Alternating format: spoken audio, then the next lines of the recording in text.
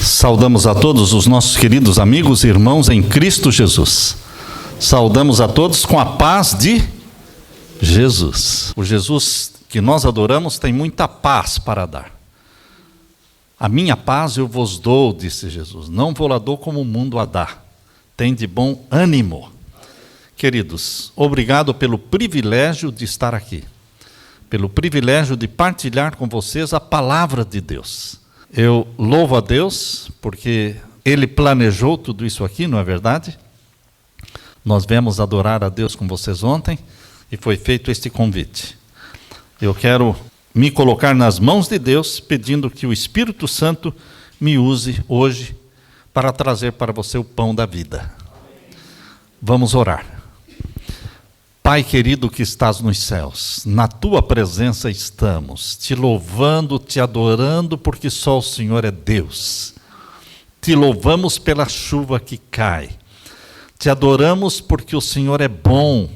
A chuva é sinal de bênção. A chuva é sinal de frutos, de alimento. Por isso, Pai, te adoramos e te agradecemos. Te louvamos também pelos teus filhos que escolheram estar aqui.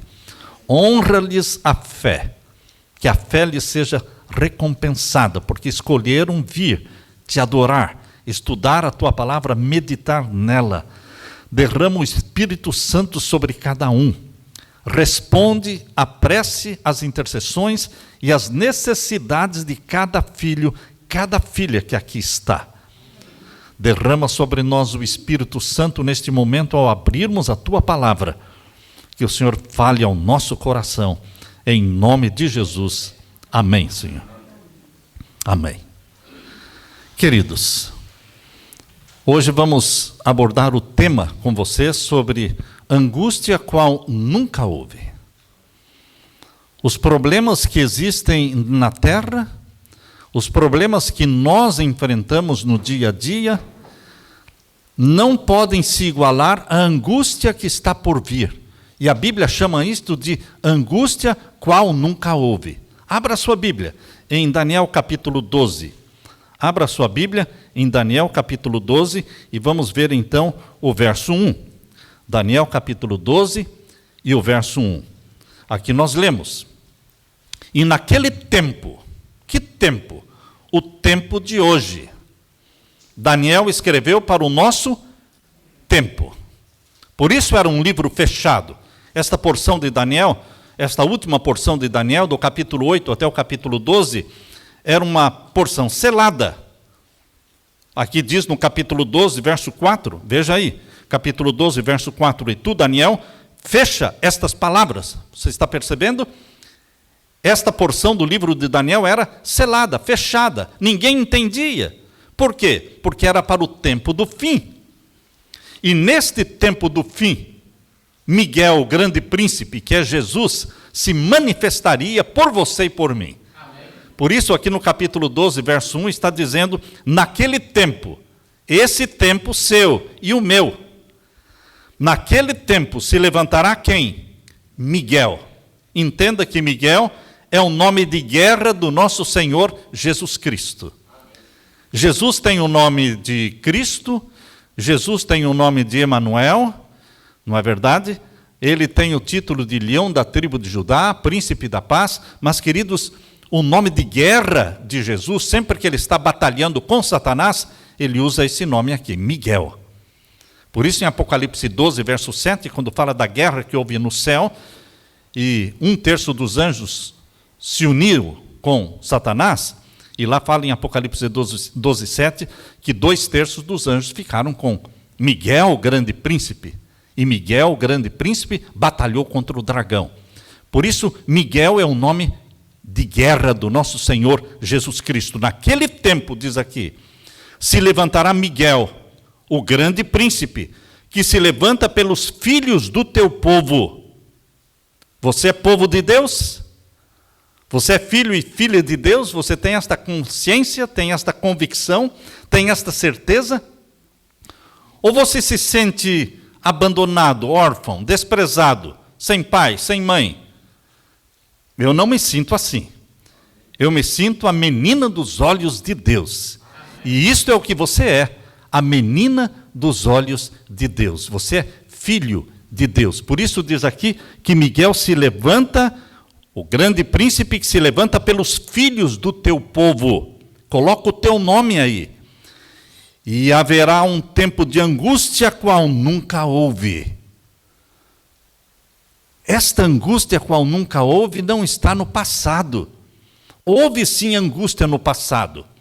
Vocês sabem que no tempo da Idade Média, durante os 1260 anos de supremacia papal da Idade Média, e esta supremacia papal da Idade Média está lá em Daniel capítulo 7, verso 25, não vamos estudar sobre ela hoje, fala que por um tempo, 2 tempos, metade de um tempo, o chifre pequeno, que é o poder papal, perseguiria o povo de Deus. Perseguiria o povo de Deus e mudaria os tempos e a lei. Mudaria os tempos e a lei. E, queridos, durante o período da Idade Média, o povo de Deus foi perseguido por 1260 anos.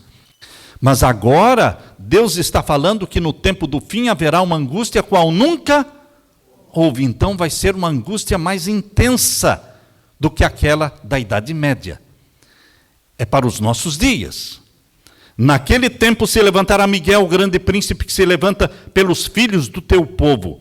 E haverá um tempo de angústia qual nunca houve, desde que houve nação, até aquele tempo. Você está entendendo? Que está falando do seu tempo, até hoje.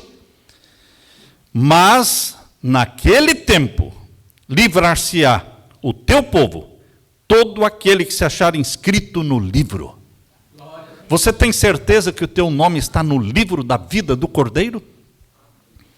Quando é que o nosso nome entra para o livro da vida do Cordeiro? Quando nós aceitamos a Jesus como nosso Salvador e declaramos nossa fé pública em Jesus através do santo batismo. Por isso Jesus diz lá em Marcos, aquele que crer e for batizado será salvo, porque é a manifestação da nossa fé pública em Jesus Cristo. É ali que o nosso nome entra para o livro da vida do Cordeiro. E Jesus vai se manifestar agora no tempo do fim, para libertar você, filho, você, filha, você, povo de Deus, você, santo do Altíssimo, você, remanescente de Deus. Deus tem um grupo de filhos e filhas remanescentes na terra. Contra estes remanescentes, Satanás está irado, diz em Apocalipse 12, 17. Apocalipse 12, 17 diz que o dragão irou-se contra o quê?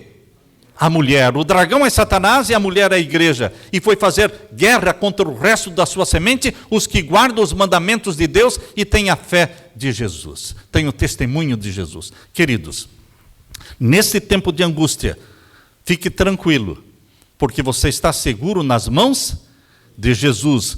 Naquele tempo, livrar-se-á todo aquele que se achar inscrito no livro da vida. Queridos, esta angústia qual nunca houve, mencionada por Daniel, ela é confirmada por Jesus no sermão escatológico de Mateus 24. Abra sua Bíblia em Mateus capítulo 24. Aqui nós temos então o sermão escatológico de Jesus Cristo. Mateus capítulo 24. E vamos ver então o verso 21 e 22. Abra sua Bíblia e vamos ver Mateus 24 e o verso 21 e 22.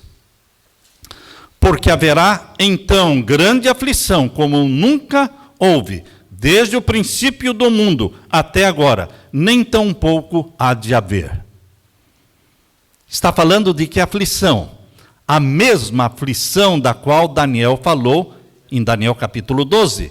A aflição que nunca houve e que jamais há de haver algo semelhante. Vamos ler de novo o verso 21.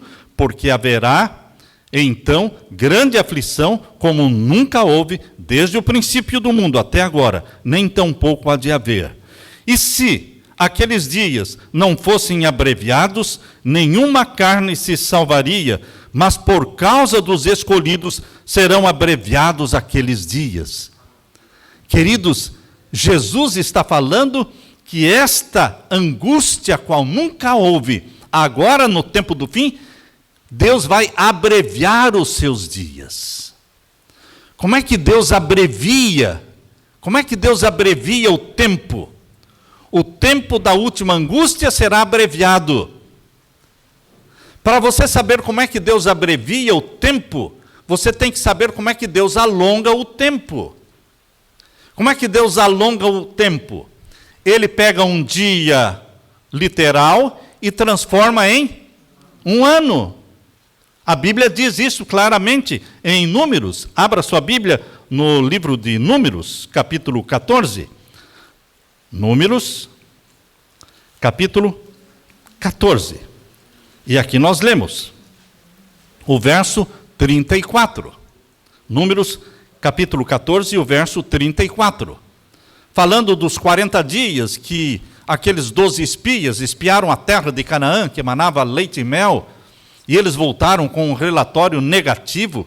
Somente Josué e Caleb trouxeram boas notícias, e os outros 10 trouxeram más notícias. Então Deus fez esta profecia. Capítulo 14 de Números, verso 34. Segundo o número dos dias em que espiastes esta terra, 40 dias, por cada dia um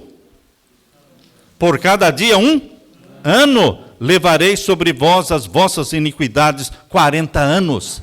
Queridos, Deus alonga o tempo através deste princípio de transformar um dia em um ano.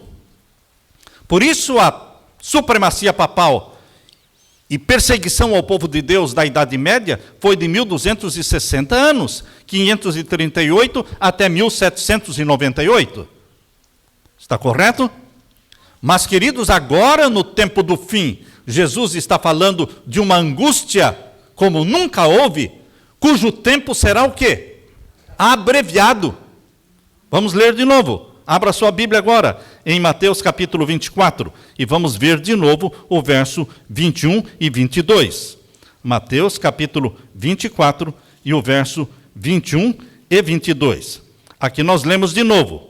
Porque haverá então grande aflição como nunca houve desde o princípio do mundo até agora, nem tampouco há de haver, e se aqueles dias não fossem abreviados. Está vendo como Jesus está falando que a angústia qual nunca houve agora do tempo do fim será o quê? Abreviada.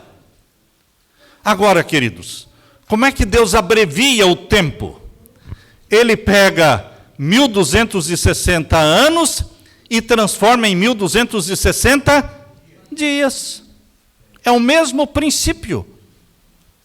É o mesmo princípio que Deus usou para alongar o tempo, agora Ele usa para abreviar o tempo.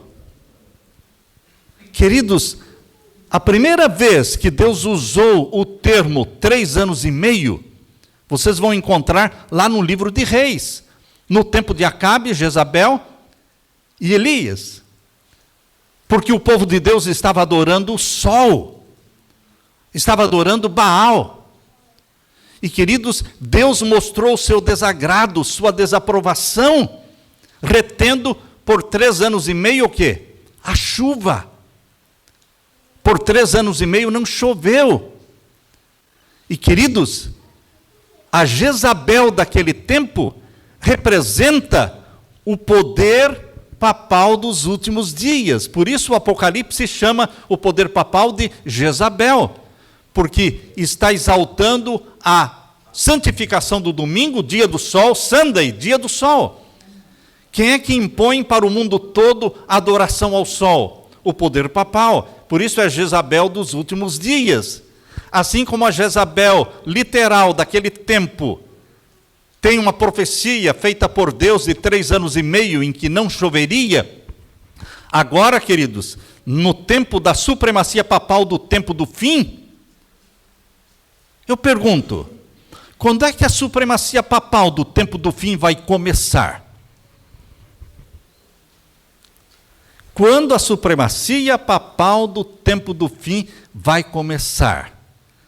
Há uma profecia na Bíblia que mostra que agora no tempo do fim será imposto sobre o mundo todo um sinal que não é o sinal de Deus, é chamado o sinal da besta. O sinal da besta fala de um sinal que esse poder religioso, o maior poder religioso do mundo, um poder religioso que todos se ajoelham diante dele, todos buscam estar sob o seu poder, príncipes e princesas, reis e rainhas, presidentes, todos colocam na sua agenda irem ao Vaticano e estarem em submissão, em acordo com o Vaticano, queridos, porque este é o maior poder religioso do mundo. Existe o maior poder político e civil do mundo, que é os Estados Unidos da América do Norte.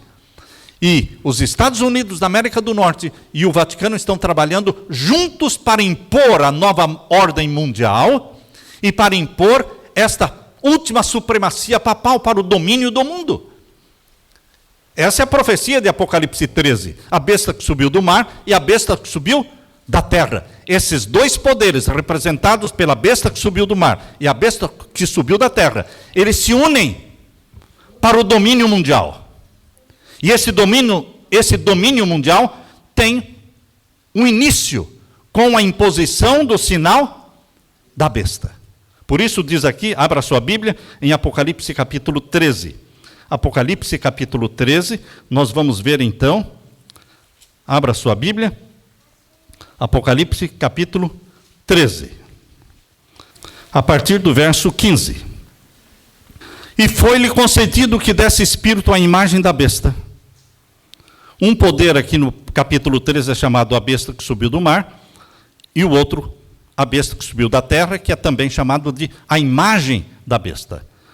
E foi-lhe concedido um que desse espírito à imagem da besta, para que também a imagem da besta falasse e fizesse que fossem mortos todos os que não adorassem o quê? A imagem da besta. E faz que a todos, pequenos e grandes, ricos e pobres, livres e servos, lhe seja posto um sinal na sua mão direita ou nas suas testas.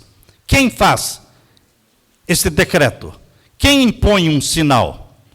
Não é a besta que subiu do mar, o poder papal, é a besta que subiu da terra. Estados Unidos da América do Norte.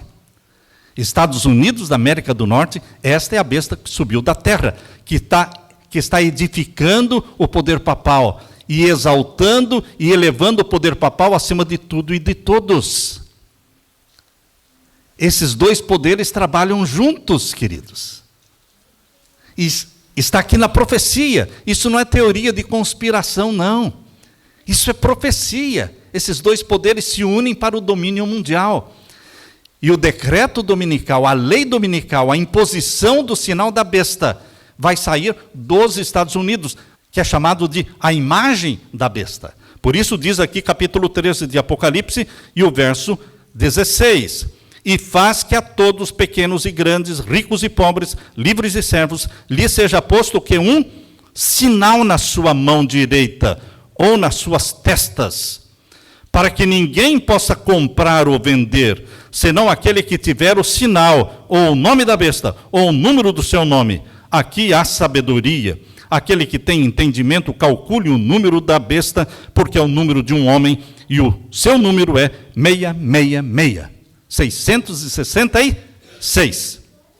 Queridos, a imposição do sinal da besta dá início à angústia qual nunca houve. Vou repetir. A imposição do sinal da besta vai dar início ao período chamado por Jesus e também por Daniel de angústia qual nunca houve. Lá em Daniel 12:1 e lá em Mateus capítulo 24, verso 21 e 22. Fala da mesma angústia para o tempo do fim. E queridos, esta angústia é a última supremacia papal, de perseguição aos que guardam os mandamentos de Deus. Por isso, queridos, aqui no capítulo 12, verso 17, veja que o capítulo 12, verso 17 está junto com o capítulo 13. Está falando do tempo do fim também. Porque o capítulo 13 de Apocalipse é o tempo do fim. É a cura da ferida mortal. É a restauração do poder papal. E o capítulo 12, verso 17, fala que haverá perseguição aos que não têm o sinal da besta, mas que têm o sinal de Deus. Por que Satanás faz com que o mundo persiga os que guardam os mandamentos de Deus? Leia comigo Apocalipse 12, 17. E o dragão irou-se contra a mulher e foi fazer guerra ao resto da sua semente, os que guardam os mandamentos de Deus e têm o testemunho de Jesus Cristo. Por que Satanás move esta perseguição contra os que guardam os mandamentos de Deus? Porque eles têm o sinal de Deus. O sinal de Deus está na lei de Deus, os 10 mandamentos. O sinal de Deus é um dos mandamentos da lei de Deus. Assim como o sinal da besta é um dos mandamentos que estão no catecismo romano tem 10 mandamentos. E você lê lá, guardar domingos e festas. Lá está o sinal da besta, que ainda não foi imposto obrigatoriamente, mas será imposto obrigatoriamente. E quando acontecer essa lei, que vai se tornar mundial, vai partir dos Estados Unidos e vai se tornar mundial, então começa o período da angústia qual nunca houve.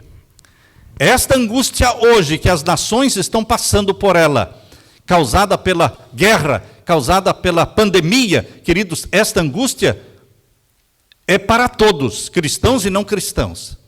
Mas a angústia qual nunca houve vai começar com a imposição da lei dominical, conforme nós lemos aqui. E então haverá uma guerra contra os que guardam os mandamentos de Deus. Porque um dos mandamentos é chamado na Bíblia de sinal de Deus. Então é o sinal de Deus em oposição ao sinal da besta. O sinal de Deus representa a autoridade de Deus sobre o mundo, porque Ele é o Criador dos céus e da terra. E é o sábado, o 7º dia da semana, o memorial da criação. Que outro dia da semana celebra Deus como Criador dos céus e da terra? Não tem outro dia, só o 7º dia, que foi estabelecido por Deus lá no Jardim do Éden, antes de existir pecado, em Gênesis capítulo 2, verso 1 a 3. Ali em Gênesis capítulo 2, verso 1 a 3, quando Deus terminou a semana da criação, estabeleceu o sábado como o memorial da criação. É o sinal de Deus como o Criador dos céus e da terra, que mostra a autoridade de Deus. Porém, Satanás está movendo o mundo para exaltar um dia falso, que não celebra Deus como o Criador dos céus e da terra. E é o primeiro dia da semana, colocado no lugar do sábado. Por isso existe um movimento mundial em torno da santificação do domingo. Na encíclica papal Laudato Si, que tem 6 capítulos, a encíclica papal Laudato Si, o último capítulo fala exatamente sobre a santificação do primeiro dia da semana, o Sunday, o dia do sol, no lugar do sábado. Essa é a encíclica papal, escrita pelo Papa Francisco. E esta encíclica é chamada encíclica ecológica e está sendo seguida pelo mundo. Queridos, nós estamos nos últimos dias da história desta terra. Nós estamos às portas desta angústia qual nunca houve, para começar esta angústia qual nunca houve. E Deus está alertando você, para que você tenha uma experiência com Jesus Cristo, uma experiência que o povo de Deus ainda não tem. Nós precisamos, para esse tempo do fim, uma experiência que ainda não temos. Eu quero ler para vocês o que está aqui no livro Grande Conflito. No livro Grande Conflito, na página 622, diz assim: o tempo de angústia como nunca houve está prestes a manifestar-se sobre nós, e necessitaremos de uma experiência que agora não possuímos. Você está entendendo? Eu vou ler de novo. Estou lendo o Grande Conflito, página 622. O tempo de angústia como nunca houve está prestes a manifestar-se sobre nós, e necessitaremos de uma experiência que agora não possuímos, e que muitos são demasiado indolentes para obter. Os cristãos estão mornos, os cristãos estão dormindo, mas Deus tem um remanescente que não é morno. Deus tem um remanescente que não está dormindo. Lembram-se vocês da parábola das 10 virgens, 5 prudentes, 5 loucas? Todas dormiram, mas existia um grupo ali que não dormiu. E eles proclamaram um alto clamor: eis aí vem o esposo, vem o noivo. E as pessoas me perguntam: pastor Samuel, se a igreja estava ali representada por 5 virgens prudentes e 5 virgens loucas, e as 10 adormeceram, quem então deu o alto clamor? Eis aí vem o noivo. Queridos, é o remanescente que não dormiu. Deus tem um remanescente fiel que não está dormindo, que está acompanhando os acontecimentos mundiais, que conhece o tempo e conhece os sinais dos tempos e sabe que a volta de Jesus está muito próxima. Não sabemos o dia e a hora da volta de Jesus, mas sabemos que é para o nosso tempo, porque os sinais mostram que é chegada a hora da segunda vinda de Jesus. E aqui diz ainda, Grande Conflito, página 622, dá-se muitas vezes o caso de se supor maior angústia do que em realidade o é. Não se dá isso, porém, com relação à crise diante de nós. Eu vou tentar explicar o que a serva de Deus escreveu aqui. Dá-se muitas vezes o caso de se supor maior angústia do que em realidade o é. Alguém pode dizer: pastor, o senhor está exagerando. Esta angústia qual nunca houve, não vai ser tudo isso. É isso que a serva de Deus escreveu, orientada por Deus. Muitos supõem que esta angústia não será tão grande como estamos dizendo que será. Mas aqui ela diz: não se dá isso, porém, com relação à crise diante de nós. A mais vívida descrição não pode atingir a grandeza daquela prova. A mais vívida descrição não pode atingir a grandeza daquela prova, daquela angústia. Naquele tempo de provações, toda alma deverá por si mesma estar em pé diante de Deus. Você não vai poder contar com o apoio do seu pai, da sua mãe, do seu pastor. Não, queridos. Cada um terá que se manter em pé por si mesmo, dependendo de Deus, tendo uma experiência com Jesus Cristo. E, queridos, você vai ter que defender a sua fé. Você vai ter que saber dizer por que você guarda os mandamentos de Deus e guarda o sábado, o 7º dia da semana, e não o domingo, sendo que o mundo todo guarda o domingo, e você, na contramão do mundo, guardando um dia que ninguém está guardando. Se todo mundo está guardando o domingo, por que você está guardando o sábado? E você tem que dar razão da sua fé. Você vai ter que abrir a Bíblia e ler os 10 mandamentos. E mostrar que existe o sinal de Deus. E o sinal de Deus está na lei de Deus. Eu peço para você abrir a sua Bíblia, aqui em Êxodo capítulo 20. Êxodo capítulo 20, o verso 8 até o verso 11. Êxodo capítulo 20 e o verso 8 até o verso 11. Aqui está o 4º mandamento da lei de Deus. Êxodo capítulo 20, o verso 8 até o verso 11. Lembra-te do dia do sábado para o santificar. Estão me acompanhando? Lembra-te do dia do sábado para o santificar. 6 dias trabalharás e farás toda a tua obra.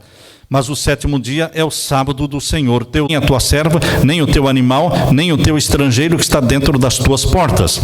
Porque em 6 dias fez o Senhor os céus e a terra, o mar e tudo que neles há, e ao 7º dia descansou. Portanto, abençoou o Senhor o dia de sábado e o santificou. Está claro este mandamento? Muito claro, muito transparente. Este é o sinal de Deus, colocado na lei de Deus. Por isso Satanás odeia quem guarda o sábado. E faz guerra contra este filho de Deus que guarda o sábado. Porque é o sinal de Deus e está na lei de Deus. Ezequiel capítulo 20, verso 12, abra sua Bíblia. Ezequiel capítulo 20, o verso 12, diz claramente que o sábado é o sinal de Deus. Porque há pessoas que perguntam: pastor Samuel, como é que você sabe que o sinal da besta é o domingo? Basta saber qual é o sinal de Deus. Basta você descobrir na Bíblia qual é o sinal de Deus, você já vai saber qual é o sinal que foi colocado no lugar do sinal de Deus. Tá certo? Porque a mentira anda perto da verdade. Se o sinal de Deus é um dia da semana, e é o sétimo, o sinal da besta vai ser um dia da semana também, perto do sétimo.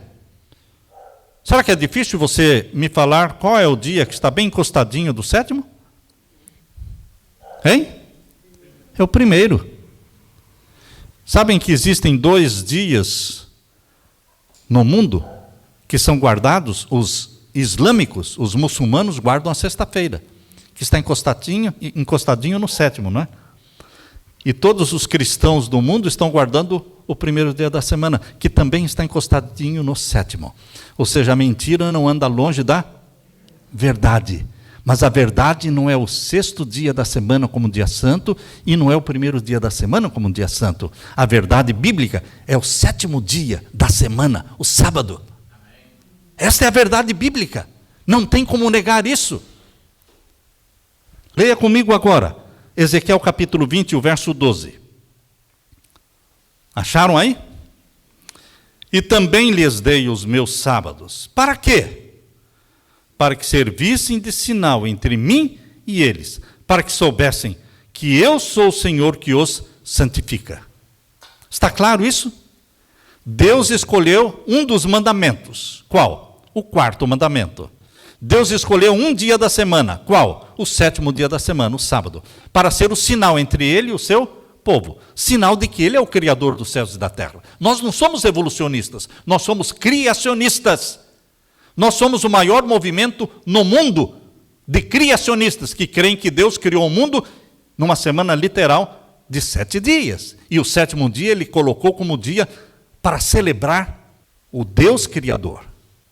E agora no capítulo 20, verso 20 também, leia também o capítulo 20, verso 20. Santificai o quê?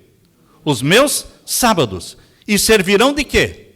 De sinal entre mim e vós, para que saibais que eu sou o Senhor vosso Deus. Ora, queridos, se eu sei que o sábado é o sinal de Deus, e eu sei que o poder papal está estabelecendo no mundo todo o domingo como dia santo, está na encíclica papal, está no catecismo romano, nos 10 mandamentos do catecismo romano, está a guardar domingos e festas. Então eu sei qual é o sinal de Deus, eu sei qual é o sinal da besta. Mas eu sei também que existem milhões de homens e mulheres católicos sinceros, filhos e filhas de Deus, dentro da Igreja Católica, a maior igreja cristã do mundo. E Deus tem seus filhos sinceros lá dentro. E eles vão entender a verdade. E eles vão ouvir o clamor de Deus dizendo: sai dela, povo meu. Sai dela, povo meu. Deus, quando Deus fala sai dela, povo meu, está falando que existe um povo meu dentro de Babilônia.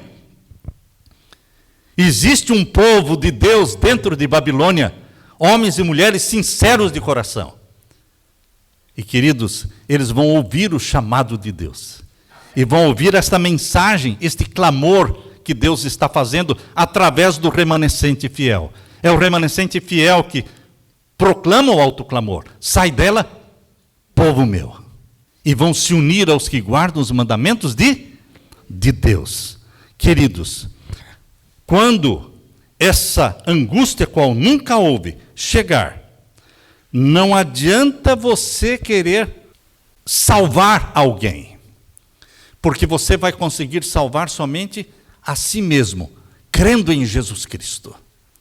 A minha esposa vai ter que responder por ela. Eu vou orar por ela, ela vai orar por mim, mas cada um terá que dar conta de si a Deus. Eu quero que você abra a Bíblia neste momento em Ezequiel. Aqui em Ezequiel, o capítulo 14. Ezequiel capítulo 14. E vamos ler então o verso 13 em diante. Ezequiel capítulo 14 e o verso, vamos ver o verso 14. Verso 14. Ezequiel capítulo 14, verso 14. Podemos ler? Ainda que estivessem no meio dela estes 3 homens, Noé, Daniel e Jó, eles pela sua justiça livrariam apenas a sua alma, diz o Senhor Jeová.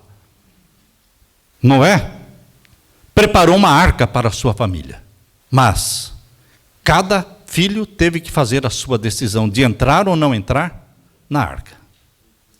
Mas ele, como pai, preparou uma arca. Queridos, você como pai, você como mãe, você tem que preparar uma arca para a sua família. É a vida no campo. Preparar uma arca para a sua família é tirar a sua família de Babilônia. Tirar a sua família de Sodoma. As grandes cidades hoje são Sodomas. E Deus quer que você prepare um lugar para a sua família. Prepare uma arca, que é a vida no campo. Tome tempo para isso. Ore por isso. Jejue. Porque aqui diz que Noé, Daniel e Jó, eles aparecem aqui como homens de Deus. E eles foram chamados de homens justos, íntegros. E qual foi a justiça de Noé? Preparar uma arca para a sua família. Abra sua Bíblia em Hebreus, capítulo 11. Abra sua Bíblia aqui em Hebreus, capítulo 11. Nós vamos ver aqui, capítulo 11 de Hebreus, o verso 7. O verso 7. Pela fé, Noé, divinamente avisado das coisas que ainda não se viam, temeu, e para a salvação da sua família, o que ele fez? Hebreus capítulo 11, verso 7. Hebreus capítulo 11, verso 7. Vamos ler de novo? Pela fé, Noé, divinamente avisado das coisas que ainda não se viam, temeu, e para a salvação da sua família, preparou a arca, pela qual condenou o mundo e foi feito herdeiro da justiça, que é segundo a fé. Ele foi herdeiro da justiça porque ele foi obediente a Deus e preparou uma arca para a sua família. Nós, como pais, temos que preparar uma arca para a nossa família. A Leila e eu moramos no campo. Nós estamos ali preparando uma arca para a nossa família. Ali tem a nossa casa, ali está a casa do filho, que ainda não está lá, mas a casa já está lá, esperando o momento em que Deus vai trazê-lo. A casa da filha também está lá, esperando o momento que Deus vai trazê-la com a sua família. Eles vão ter para onde correr, eles vão ter para onde fugir. Tem que ter um lugar para onde você ir. E o campo é o lugar onde você vai plantar o seu arroz, o seu feijão, a sua mandioca, não é? O aipim, a sua batata, o seu milho, as suas frutas, as suas verduras. Tudo isso nós estamos fazendo, preparando uma arca para a nossa família. Amém. Se Noé não tivesse preparado uma arca para a sua família, a família toda teria o quê? Perecido no dilúvio. Agora, voltando, queridos, lá para Ezequiel capítulo 14, fala também de Daniel. Daniel como um homem de Deus. Qual foi o exemplo de Daniel para que Deus colocasse o nome de Noé, de Daniel e de Jó? Por que Deus colocou esses três homens? Noé nós já sabemos. E Daniel, por quê? Abra sua Bíblia em Daniel capítulo 1. Daniel capítulo 1 e veja o que é que Daniel fez. Noé preparou uma arca para a sua família. E Daniel, o que ele fez? Daniel capítulo 1 diz aqui, verso 8. Verso 8. E Daniel assentou no seu coração, ou seja, colocou no seu coração, não se contaminar com o quê? Com a porção do manjar do rei, nem com o vinho que ele bebia. Portanto, pediu ao chefe dos eunucos que lhe concedesse não se contaminar. E disse aqui no verso 12, experimenta, peço-te, os teus servos 10 dias, fazendo com que se nos deem legumes para comer e água para beber. Um regime o quê? Vegetariano. Não é só preparar uma arca para a nossa família, mas é ensinar a nossa família um regime o quê? Saudável. A reforma da saúde. Existe o livro Conselho sobre Saúde, que tem cerca de 350, quase 400 páginas. Existe o livro Conselho sobre o Regime Alimentar, que tem mais 300 e poucas páginas. Existe o livro Ciência do Bom Viver, que tem mais de 300 páginas. Existe o livro Temperança, que tem em torno de 200 páginas.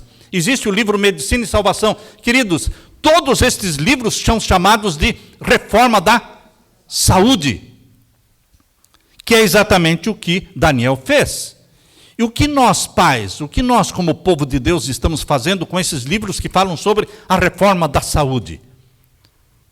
Deus colocou como exemplo aqui Noé, que preparou uma arca para a sua família. Deus colocou como exemplo Daniel, que colocou no coração, na sua mente, não se contaminar com a Coca-Cola do mundo, com as carnes do mundo, mas comer aquilo que Deus faz com que a terra produza: sementes, frutas, verduras, castanhas, nozes, cereais integrais, água em abundância. Agora, queridos, aqui fala também em Ezequiel capítulo 14, o nome de outro homem. Abra sua Bíblia. Em Ezequiel capítulo 14, vamos ver aqui, Ezequiel capítulo 14 e verso 14. Ainda que estivessem no meio dela estes três homens, Noé, Daniel e Jó, eles pela sua justiça livrariam apenas a sua alma, diz o Senhor. Agora o verso 16. Ainda que esses três homens estivessem no meio dela, vivo eu, diz o Senhor Jeová, que nem os filhos e nem as filhas livrariam. Eles só ficariam livres e a terra seria assolada. Agora diz o verso 20. Ainda que Noé, Daniel e Jó estivessem no meio dela, vivo eu, diz o Senhor Jeová, nem filho e nem filha eles livrariam, mas só livrariam as suas próprias almas pela sua justiça. Qual foi a justiça de Noé? Preparar uma arca para a família. Qual foi a justiça de Daniel? Ensinar a sua família o que é a reforma da saúde. E qual foi a justiça de Jó? Abra sua Bíblia em Jó capítulo 1. Jó capítulo 1 mostra o que é que Jó fazia. Vejam a atitude de Jó. Jó capítulo 1, aqui diz claramente o que ele fazia. Jó capítulo 1 e o verso 1 diz assim: havia um homem na terra de Uz, cujo nome era Jó, e este era um homem sincero, reto e temente a Deus, e desviava-se do mal. Desviava-se do mal. Mas o que mais ele fazia? E aqui diz o verso 4. E iam seus filhos e faziam banquetes em casa de cada um no seu dia, e enviavam e convidavam as suas 3 irmãs a comerem e beberem com eles. Sucedeu, pois, que, tendo decorrido o turno de dias de seus banquetes, enviava Jó e os santificava, e se levantava de madrugada. O que Jó fazia?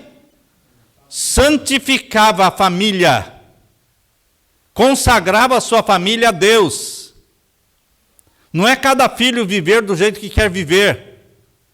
Se ele tem pai, ele tem mãe, eles têm quem jejua por eles. Eles têm quem os santifica, quem os consagra a Deus. Porque isso era o que Jó fazia com seus filhos. Levantava de madrugada, e aqui diz o quê? E oferecia holocausto segundo o número de todos eles. Porque dizia Jó: porventura pecaram meus filhos e blasfemaram de Deus no seu coração. Assim o fazia Jó continuamente. Queridos, eles são exemplos do que nós deveremos fazer pelos nossos filhos. Orar e jejuar por eles, dedicá-los a Deus, consagrar nossa família a Deus. Quando vier esta angústia qual nunca houve, nós precisamos imitar o exemplo de Noé, de Daniel e de Jó. Preparar uma arca para a nossa família, a vida no campo, uma reforma de saúde para que o nosso corpo seja o templo do Espírito Santo, e consagrar de manhã e à noite nossos filhos a Deus. para que quando Jesus voltar, nós possamos dizer: eis-nos aqui, Senhor, com os filhos que o Senhor nos deu. Minha vida é tua, Senhor, minha esposa é tua, meus filhos são teus. Vem viver e habitar no nosso lar. Derrama o Espírito Santo sobre mim, sobre a minha esposa, sobre os meus filhos. Clamores e louvores precisam subir de cada lar, de manhã e à noite. Que Jesus Cristo seja honrado e adorado no seu lar. Quando chegar a angústia qual nunca houve, nós estaremos batizados pelo Espírito Santo. Nós estaremos selados pelo selo do Deus vivo. Nós teremos a mente de Jesus Cristo, o prazer de viver em obediência a este Deus que nos ama e cuida de nós. Queridos, esta é a mensagem de fé e de esperança que Deus pediu para que eu transmitisse para vocês. Amém. Eu quero deixar com vocês este apelo: consagrem-se, juntamente com esposa, marido, filhos, consagrem-se a Jesus Cristo. Vamos viver no tempo do fim com a cabeça no céu, o pé na terra, mas a cabeça no céu, esperando de onde virá o nosso Salvador, nosso socorro, Jesus Cristo. Amém? Amém. Amém. Eu deixo com vocês a paz de meu Jesus. Amém. Quero orar com vocês. Vamos ficar em pé. Oremos ao Senhor. Pai querido que estás nos céus, obrigado pelo privilégio de estarmos aqui, estudando a Tua palavra. Derrama o Espírito Santo sobre cada pai, sobre cada mãe, sobre cada filho, filha. Nós queremos imitar, Pai, estes homens de Deus, Noé, preparando uma arca para a nossa família. Nós queremos seguir o exemplo de Daniel, vivendo em nossa vida a reforma da saúde, para a honra e glória do Teu nome, para que o nosso corpo e o corpo dos nossos filhos seja o templo do Espírito Santo. Nós queremos imitar Jó, consagrando os nossos filhos, buscando a santificação deles cada dia, de manhã e à noite, dedicando-os a Jesus Cristo. E assim nos prepararmos para este maior evento de toda a história da terra, que é a segunda vinda gloriosa de Jesus. Amém. Volte logo, querido Jesus, dá-nos a Tua bênção e batiza-nos com o Espírito Santo, pois é em Teu nome, Jesus, que pedimos. Amém. Amém. Amém.